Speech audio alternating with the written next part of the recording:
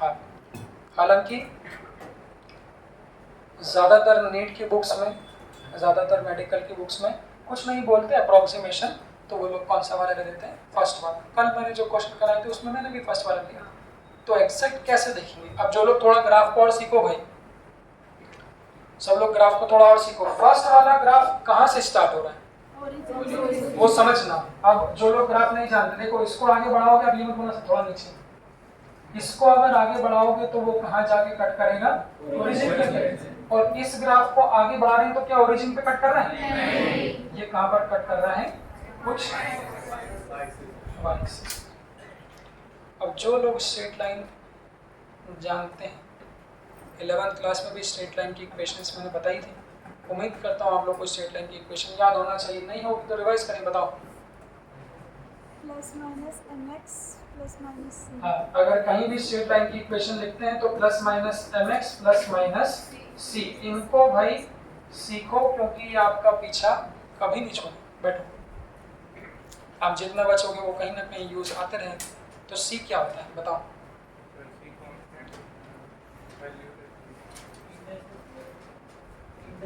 सी को क्या बोलते हैं? इंटरसेप्ट। कांस्टेंट तो बट उसका महत्व क्या है? तो सी हमारा होता है इंटरसेप्ट। ठीक है, इंटरसेप्ट क्या होता है? जो लोगों को भाई अब 11 का याद नहीं, उन्हीं लोगों के लिए बता रहा हूँ। इंटरसेप्ट का मतलब होता है कोई भी बिल्कुल स्ट्रेट लाइन y एक्सिस को कहाँ कट कर रहे हैं। तो अगर इंटरसेप्ट आपका पॉजिटिव है प्लस सी, मतलब y एक्सिस को कहाँ कट कर रही है? प्लस में। अगर इंटरसेप्ट नेगेटिव है तो माइनस में। अब बोलो, अगर इंटरसेप्ट जीरो है मतलब? अगर कोई लाइन का इंटरसेप्ट जीरो है मतलब y एक्सिस को कट ही नहीं कर रही है। अगर y एक्सिस को कट नहीं कर रही मतलब ओरिजिन से। तो भाई अगर एग्जाम में सारे ही ग्राफ स्ट्रेट लाइन आ गए तो वहां पर अब आप लोगों को और बारीकी से सोचना पड़ेगा। तो बस अब जो लोग नहीं जानते, अगर y इज इक्वल टू सिर्फ प्लस माइनस mx, अगर इंटरसेप्ट नहीं है तब ग्राफ किससे पास होगा? हमारे ओरिजिन से। तो आ जाओ क्वेश्चन पे। ये मैंने बोला। अब कल मैंने क्या बताया था? कल का पॉइंट रिवाइज करते हैं। कल हमने क्या बोला था? रेजिस्टेंस का टेम्परेचर के साथ एग्जैक्ट रिलेशन क्या है? क्या ये एग्जैक्ट रिलेशन है? ये तो क्या है? अप्रोक्सीमेशन। ये तो सिर्फ ये बता रहा है कि टेम्परेचर बढ़ाने पे रेजिस्टेंस बढ़ेगा, बट किसी भी टी टेम्परेचर पे रेजिस्टेंस कैसे लिखते हैं? सबको याद है फॉर्मूला? चलो, तो R0 थोड़ा इसको मैं और खोलना चाहता हूँ। देखो फॉर्मूले कैसे खोलेंगे, पढ़ देंगे। मल्टीप्लाई कर दो, हाँ लिख दो। चलो, तो R0 प्लस R0, यहाँ से देखना सेम एक ग्राफ। हाँ बालिका, कोई कुछ बोला शायद, क्या बोल रहे हो?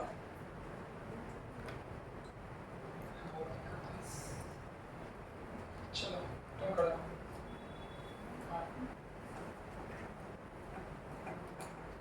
दो जाओ, लास्ट कुछ दिखेगा।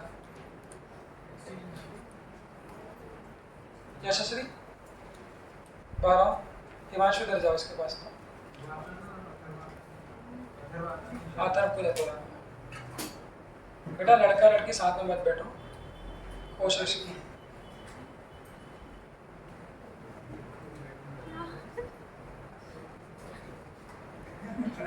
मतलब ऐसा नहीं मुझे दिक्कत है, वो ट्रेंड चालू हो जाता है, बड़ा गंदा लगता है।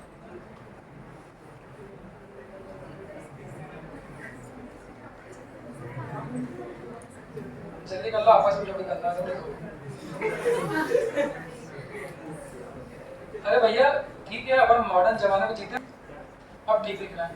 इस ग्राफ के अकॉर्डिंग अगर मैं ग्राफ बनाता तो वो ग्राफ कैसा? देखो, इसको इधर मल्टीप्लाई कर दिया और इसको भी इधर मल्टीप्लाई कर दिया, तो इसके अकॉर्डिंग अगर मैं ग्राफ बनाऊंगा तो देखो, तो किसी भी टी टेम्परेचर पे जो रेजिस्टेंस है y इज इक्वल टू, ये क्या बन जाएगा? कांस्टेंट c प्लस ये क्या बन जाएगा? m, और t की जगह क्या लिख दिया हम लोगों ने? x। अब जो लोग 11th क्लास में नहीं देखे थे भाई, आज एक आखिरी मौका और है, देख लो। तो अगर मैं बोलूं कि रेजिस्टेंस का टेम्परेचर के साथ मुझे ग्राफ बनाना है, तो टेम्परेचर एक्स एक्सिस पे लिखा है तो इसकी जगह लिख दिया एक्स, रेजिस्टेंस वाई एक्सिस पे लिखा है, और चूंकि ये कुछ ना कुछ कॉन्सेप्ट इंटरसेप्ट क्या होगा, ऐड होगा, मतलब वो ग्राफ स्ट्रेट लाइन तो होगा बट वो वाई एक्सिस को पॉजिटिव में कट करेगा। तो अब इन दोनों को देखो, यहाँ पर क्या है, वाई एक्सिस को कट कर रहा है, तो ये ग्राफ कब होता बताओ मुझे, बताओ अगर ऐसा लिखा होता तो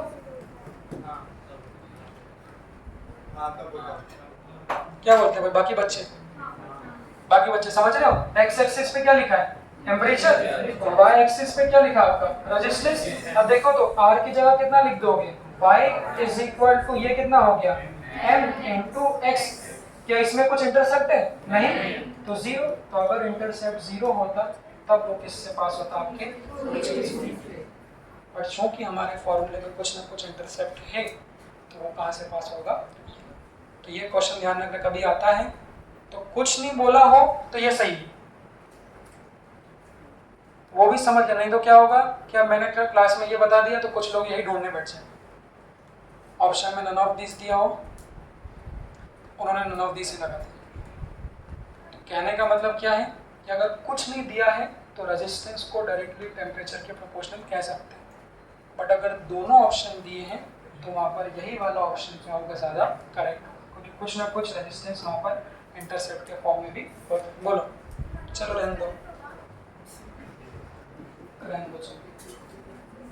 अगला फॉर्मूला होता है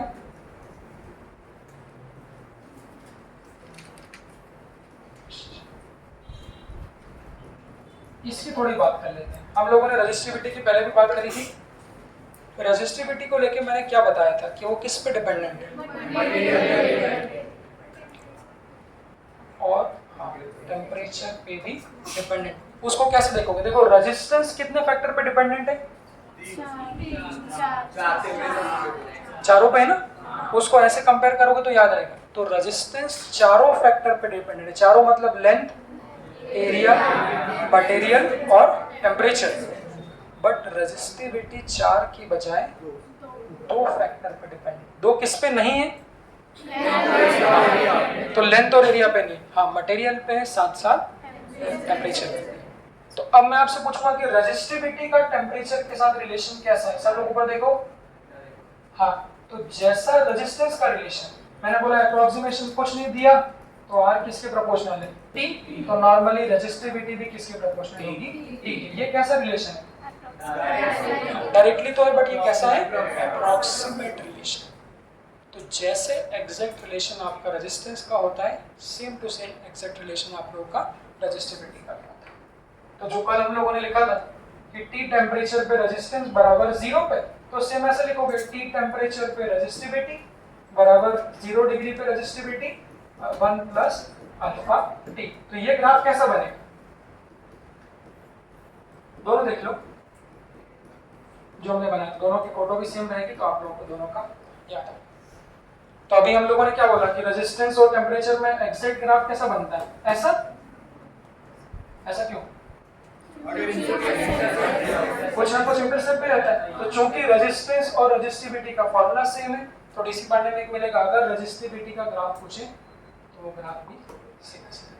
तो जो इक्वेशन यहाँ पे R0 1 प्लस अल्फा टी का ग्राफ है, ये इक्वेशन भी ρ0 1 प्लस, इसको देखना। क्वेश्चन का भी एक आध मिलेगा तो वो ऐसे ही मिलेगा जैसे रेजिस्टेंस का मिला था कल। कैसा बोलेगा कि 0 डिग्री पे रेजिस्टिविटी इतनी है, सेम जो करवा रहा था, 10 डिग्री पे रेजिस्टिविटी इतनी होगी तो 20 डिग्री पे रेजिस्टिविटी कितनी। तो जो कल मैंने रेजिस्टेंस का बताया था सेम टू सेम आप लोग रेजिस्टिविटी का भी कर सकते हो। एक आध मिलेगा तो इसको देख लो।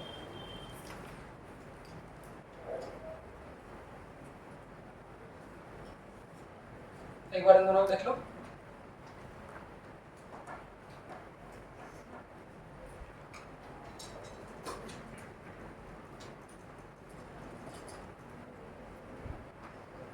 इसको देख लो।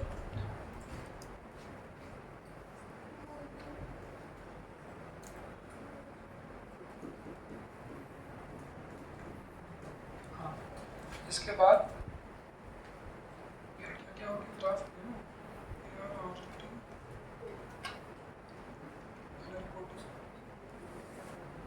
ठीक है बस। बाकी शीट पे कोई क्वेश्चन आएगा तो शीट पे देख लेंगे। अब देखते हैं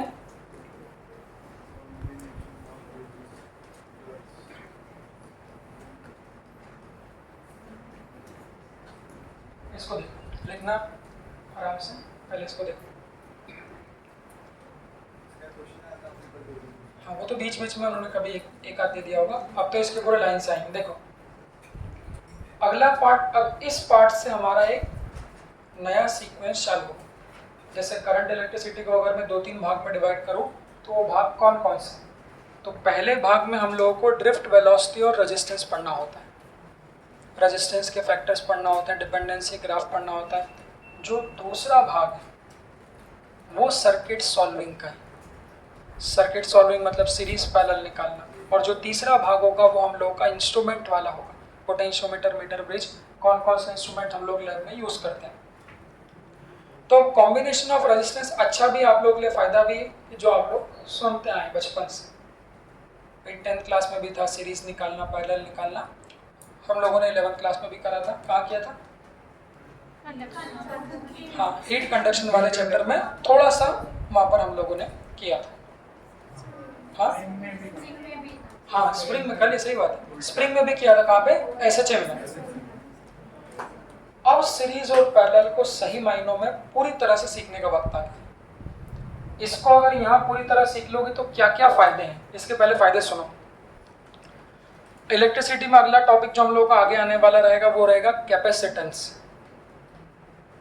सुना ही होगा यूनिट्स एंड डायमेंशन में कैपेसिटेंस। नहीं, इस चैप्टर का नहीं है, आगे चैप्टर आएंगे उसमें। तो अगर आप लोग सीरीज पैरेलल को अच्छे से सॉल्व करें, ये चालू, अगर यहाँ सीरीज पैरेलल को अच्छे से सॉल्व करना सीख लेते हो तो आप ये मानिए कि आधा चैप्टर कैपेसिटेंस भी हो गया। जैसे यहाँ सॉल्व करना है, जो फॉर्मूले यहाँ बनते हैं, जो मेथड्स यहाँ बनती है, सेम टू सेम मेथड आप लोग के कैपेसिटेंस में भी बनेगी। तो अगर यहाँ पर आप लोग अच्छे से कर लोगे तो उसको करने की ज़रूरत ही नहीं। आप मानो 1 नंबर आपने वहाँ पर भी, ये 4 नंबर वहाँ पर भी आपने कमा लिया। उसके बाद सीरीज पैरेलल हम लोग पढ़ेंगे मैग्नेटिज्म में। एक बार फिर से मैग्नेटिज्म में सीरीज पैरेलल आता है, वहाँ पर थोड़ा सा आता है। तो वही बात है, अगर यहाँ वाली कहानी को अच्छे से पढ़ लेंगे तो वहाँ वाली कहानी भी आपको अच्छा है। तो कुल मिला के ये फाइनल बार है जब हम लोग सीरीज पैरेलल को पढ़ेंगे। यहाँ पर कौन कौन सी मेथड होती है उस पर हम लोग बात करेंगे। तो ये एक तरह से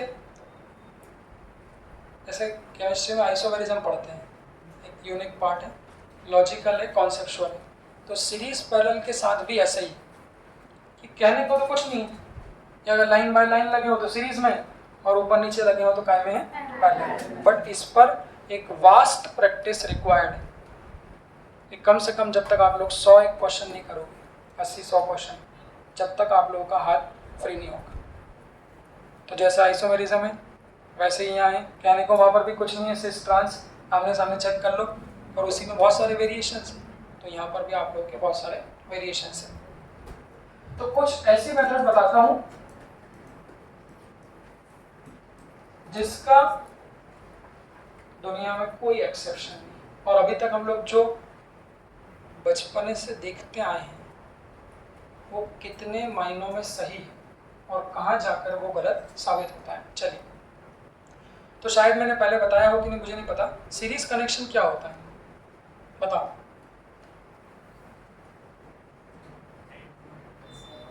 मुझे लगता है शायद कंडक्टिविटी में तो इतना काम नहीं आया था, नॉर्मली के इक्विवेलेंट ही निकालते थे बस अपने ना। हाँ, सीधे सीधे वहाँ तो सीधा सीधा था। हाँ, आप बताएं। से लगे वहाँ जो बताया था, मैडम आप बताओ। करंट सेम रहता है, करंट सेम रहता है, प्रॉपर्टी आप बताओ। सीरीज क्या होता है? वोल्टेज डिफरेंट है, ये बात भी सही है, ठीक है। और वैभवी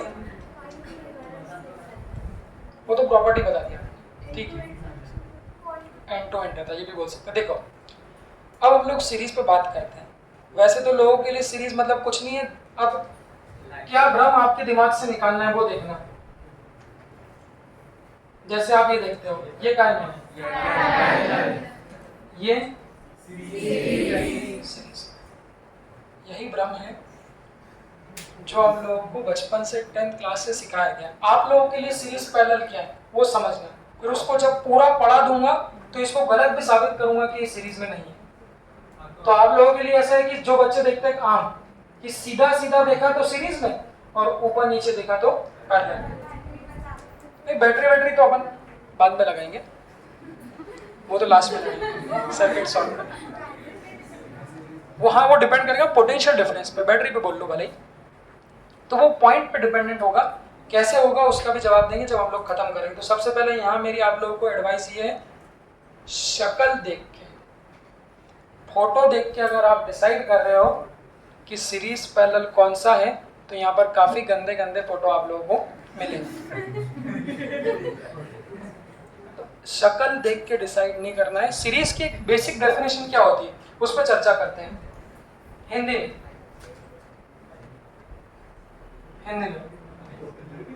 वो देखना, लिखता हूं आप लोग सुने।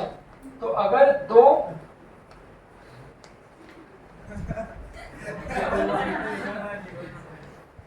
हिंदी थोड़ी मेरी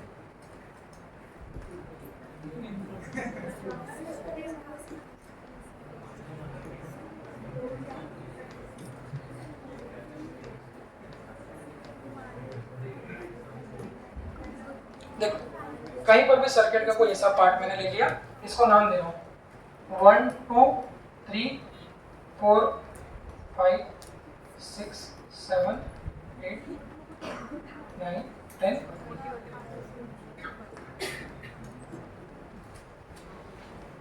कुछ भी मन से मैंने हाइपोथेटिकल डायग्राम ऐसा बना लिया, इसको बनाने की कोई जरूरत नहीं, सिर्फ इसको देख लो। वेद मोरे, वेद कुछ समझाओ इस पर। हालांकि कल वेद ने जो बोला था वो अच्छा लगा था।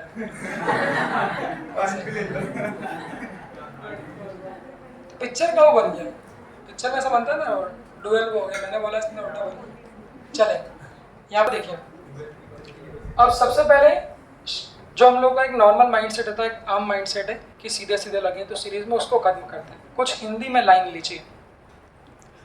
मैंने बोला सुनना, दो या दो से ज़्यादा रेजिस्टेंस सीरीज में कहलाएंगे जब उनके बीच कोई और रास्ता ना आए।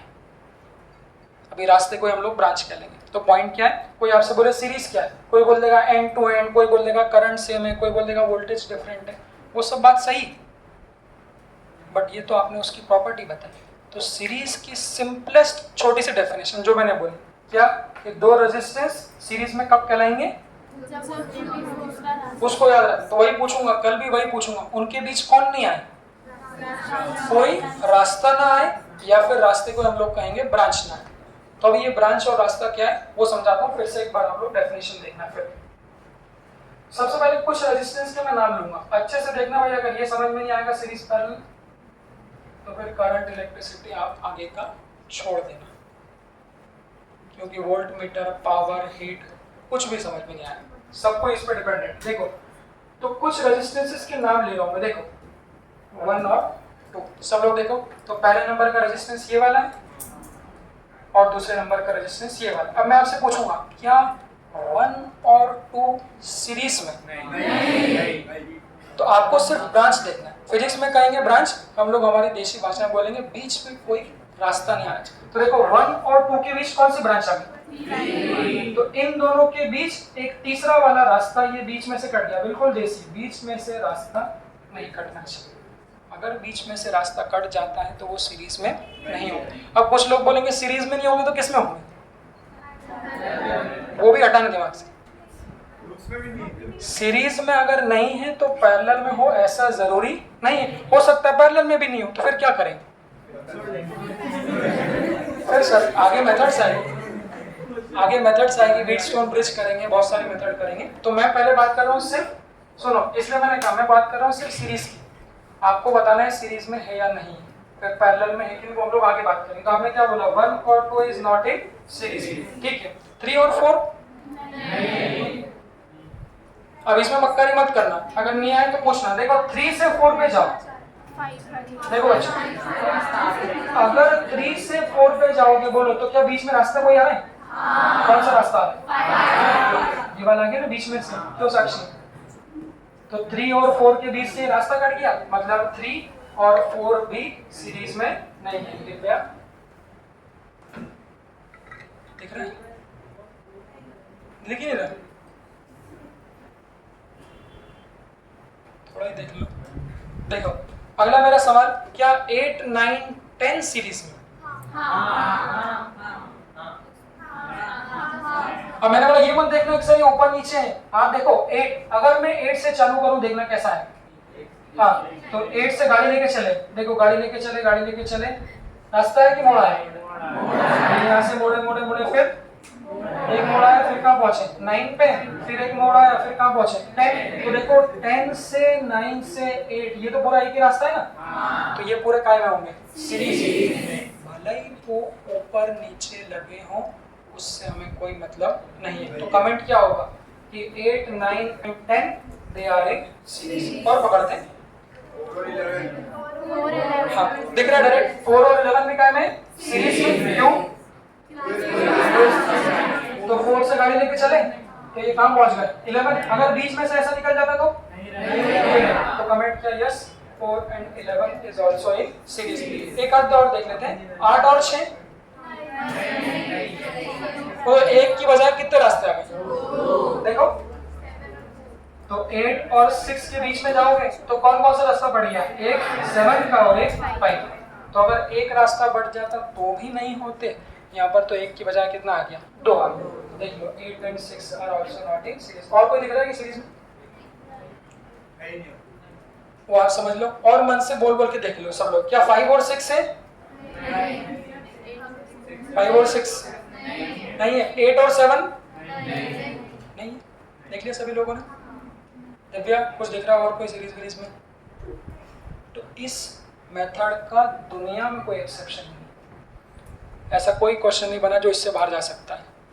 आपको बस यही देखना है कि सर्किट कैसा भी हो, अगर वो सिंपल देसी भाषा में एक ही रास्ते पे लगे हैं तो वो सबके सब सीरीज में होंगे। अगर बीच में ब्रांच आ जाती है, अब आगे जाके उसको जंक्शन कह देंगे, आगे जाके उसको नोड कह देंगे, ब्रांच कह देंगे, नाम जो भी हो, हमारे लिए तो वो रास्ता है। अगर रास्ता आता है तो वो सीरीज में नहीं होगा, पैरेलल में होगा कि नहीं होगा क्या पता, वो हम लोग आगे चेक करें।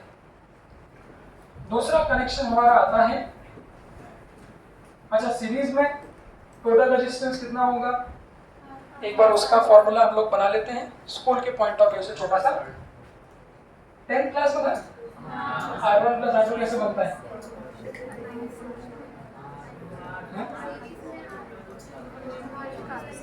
देखो नहीं ठीक है ना, मैं वोल्टेज डिवीजन रूल बता देता हूँ, वो यहाँ पे काम है। देखो सबसे पहले सीरीज के सारे फॉर्मूले जो पढ़ लेते हैं, फिर पैरेलल के फॉर्मूले पढ़ लेंगे, फिर सीरीज पैरेलल को सॉल्व करेंगे, फिर हम लोग आगे बैठेंगे। सब लोग देखो एक बार,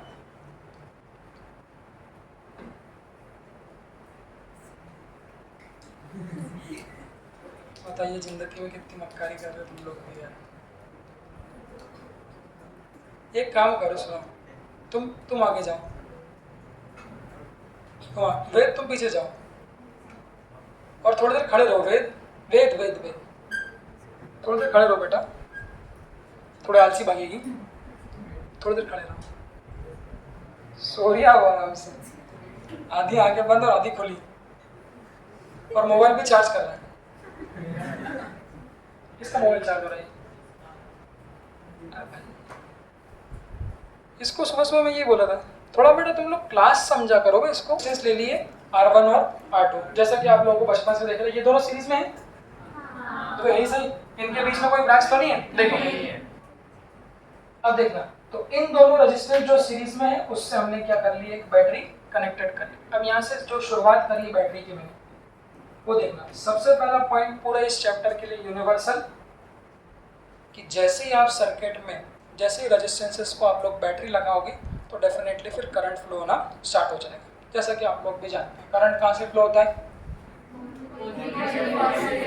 करंट कहाँ से, अब उसको बेसिक पकड़ना, सुनो, करंट पॉजिटिव टर्मिनल से निकलता है, सर्किट में जाके घूमता है फिरता है, मजे लेता है, और वापस कहाँ आ जाता है, नेगेटिव। जैसे आप लोग घर से निकलते हो, कोचिंग में मजे लेते हो, टाइम पास करते हो, कोचिंग आपके लिए सर्किट हो गया और वापस कहाँ चले जाते हो, घर में चले जाते हो। तो करंट का भी ऐसा है कि हमेशा पॉजिटिव टर्मिनल से निकलेगा। देखो इसकी आदत डाल लेते हैं, आगे जाके हम इन्हीं सर्किट्स में अमीटर लगा देंगे, वोल्ट मीटर लगा देंगे, तो फिर वहां पर आप लोगों से अमीटर और वोल्ट मीटर की रीडिंग पूछ लेंगे। तो ये चैप्टर बिल्कुल फंडामेंटल पे टिका है। यहाँ पर कुछ मेरे पास बात करने के लिए नहीं, ज़्यादा नहीं है, वही रेजिस्टेंस है, वही करंट है, बट जो जितना ज़्यादा बेसिक होता है, फॉर्मूले कम है अब, तो जितने फॉर्मूले कम होंगे उतने वहाँ पर आप लोगों को लॉजिक लगाना पड़ेगा, तो इसको ध्यान रखना। तो करंट हमने बोला ये पॉजिटिव से निकला, अब किसकी आदत डाली? मैं इसको कहता हूँ सर्किट में करंट को चलाने की आदत डाल लो। चलाने की आदत मतलब कैसे डाल लो? तो पहले पॉजिटिव से बाहर निकालो, जो जो सर्किट में मिल रहा है उस सब को करंट से घुमा दो, करंट को पूरा सर्किट में घुमा दो, और वापस हम लोग नेगेटिव में घुसा देंगे। वो धीरे धीरे हम लोग बताएंगे कैसे। देखो तो ये पॉजिटिव से निकला। अब सोचो कि आप ही नहीं कर रहे, ऐसा सोच लो कि आप पॉजिटिव से बाहर निकल रहे, तो कहाँ कहाँ जाओगे? देखो इसके बाद सबसे पहले यहाँ पहुंचोगे, उसके बाद क्या होगा? बिल्कुल प्रैक्टिकल, राइट टर्न लोगे, तो राइट लेके फिर कहाँ जाओगे? यहाँ पर, तो यहाँ करंट आई है, यहाँ से फिर यहाँ, फिर एक और राइट लोगे, तो फिर किधर जाओगे? इधर जाओगे। अब ये आई किससे गुजरेगा? कौन सा रेजिस्टेंस से? अब एक बात और सिखाता हूँ कि करंट कभी ड्रॉप नहीं होता। करंट ड्रॉप नहीं होता इसका मतलब क्या है? जैसे अगर आप घर से कोचिंग पढ़ने निकले हो, पूरे हाथ पे लेके निकले हो, तो यहाँ जो भी पढ़ लोगे, क्या घर जाके ऐसा होता है कि एक हाथ कोचिंग में छोड़ गया? जितने आप पूरे निकले हो, पूरे के पूरे आप कहाँ जाओगे? घर जाके। हाँ, एनर्जी उतनी रहेगी क्या? एनर्जी बढ़ जाएगी घर जाके, तो समझो कंपैरिजन। तो सुबह सुबह नाश्ता करके, मस्त खाना पीना करके, फुल एनर्जी लाके कोचिंग में बैठे थे, यहाँ हम लोगों से ज्ञान लिया, आप लोग थक गए, पूरे के पूरे घर गए, और एनर्जी क्या हो गई? कम। यही यहाँ पर होता है, यही यहाँ पर होता है। तो जो वोल्टेज, जो बैटरी होती है, ये बैटरी एनर्जी का सोर्स है। इसको इस तरह से कंपेयर करोगे तो एक पूरी भूमिका आप लोगों के दिमाग में बन जाएगी। नहीं तो रिपीटर वाले बहुत सारे ऐसे हैं, पूरा चैप्टर पढ़ लिया। अगर मैं पूछ लूं कि करंट ड्रॉप होता है कि वोल्टेज ड्रॉप होता है, तो 90% लोग बता नहीं सकते। लोगों के लिए तो बहुत सारी वही बात है, वो कौन ड्रॉप हो रहा है बता तो नहीं पाएंगे, वो खुद ही ड्रॉप हो जाएंगे। तो उसको कैसे लोगे? सुनो, तो ये आप लोगों का घर है, यहाँ से जो करंट है, करंट बैटरी से पूरी एनर्जी लेके निकलता है, फिर एनर्जी लेके सर्किट में जाएगा, जो जो रेजिस्टेंस मिलेंगे उसमें जाएगा। पॉइंट क्या है? अगर आई करंट या R1 से घुसा है तो बाहर कितना निकलेगा? I/2। बाहर कितना निकलेगा? पॉइंट क्या होगा? करंट कभी रेजिस्टेंस में ड्रॉप नहीं होता। जितना करंट किसी रेजिस्टेंस में घुसता है, बाहर भी कितना निकलता है? उतना ही निकलता है। तो मैंने क्या बोला? अगर आई अंदर घुसा तो बाहर भी कितना निकलता है?